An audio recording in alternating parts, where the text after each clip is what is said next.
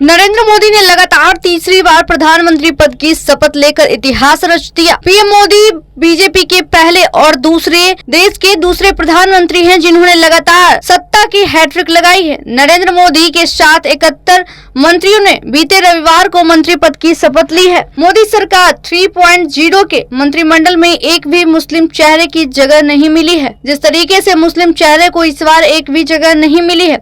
आजादी के बाद केंद्र की यह पहली सरकार है जिसके मंत्रिमंडल के गठन में किसी भी मुसलमान को प्रतिनिधित्व नहीं दिया गया है। इस तरह नरेंद्र मोदी के नेतृत्व वाली केंद्र की सरकार में मुस्लिम प्रतिनिधित्व का सिलसिला 3 से शुरू होकर 0 पर अटक गया है। प्रधानमंत्री नरेंद्र मोदी की कैबिनेट के अंतिम मुस्लिम मंत्री मुख्तार अब्बास नकवी थे। 2014 में नरेंद्र मोदी के नेतृत्व में बीजेपी की सरकार बनी और पहले कार्यकाल में मंत्रिमंडल में नजमा हेपतुल्ला, MJ अकबर और मुख्तार अब्बास नकवी के रूप में 3 मुस्लिम मंत्री बनाए गए थे। नजमा हेपतुल्ला केंद्र में कैबिनेट मंत्री बनी थी तो MJ अकबर और नकवी राज्य मंत्री बने थे। 2019 में मुख्तार अब्बास नकवी को दोबारा से कैबिनेट में जगह मिली थी, लेकिन 2022 में राज्यसभा का कार्यकाल पूरा होने के बाद नकवी ने मंत्री पद छोड़ दिया था। इसके बाद केंद्र सरकार में किसी मुस्लिम को शामिल नहीं किया गया। इस तरह मोदी कार्यकाल में शुरू हुआ तो 3 मुस्लिम मंत्रियों से सिलसिला अब 0 पर पहुंच गया है। जनसंघ करते हुए जिस तरीके से जनता पार्टी और बीजेपी की शुरुआती दौर से पार्टी में मुस्लिम लीडरशिप हुआ करती थी।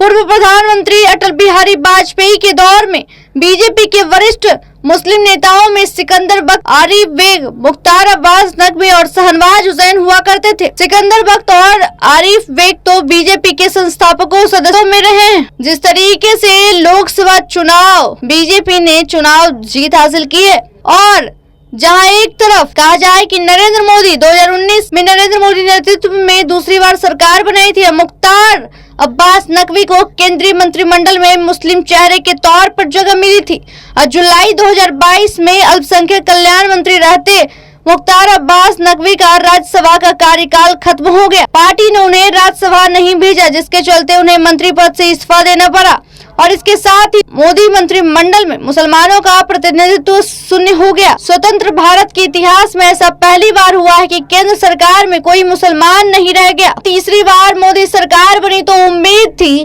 कि किसी मुस्लिम को मंत्री बनाया जा सकता है, लेकिन रविवार को मंत्रिमंडल गठन में किसी भी मुस्लिम को जगह नहीं दिया गया। देश में मुसलमानों की आबादी 20 करोड़ है, लेकिन भारत सरकार में उनकी हिस्सेदारी 0 है।